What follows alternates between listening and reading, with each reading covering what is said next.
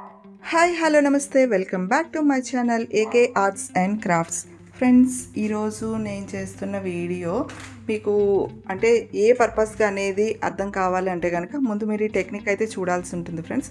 ఇప్పుడు చేసిన ఈ ఐటమ్ అంటే ఈ టెక్నిక్తో మీరు వాల్ క్లాక్స్ కానీ టేబుల్ టాప్స్ కానీ అట్లానే ట్రేస్ కానీ లేదు అంటే కనుక మనం ఇంట్లో పెట్టుకునే షో పీస్ కానీ ఇలాంటివన్నీ కూడా చేసుకోవచ్చు అనమాట ఈ టెక్నిక్ని యూజ్ చేసుకొని.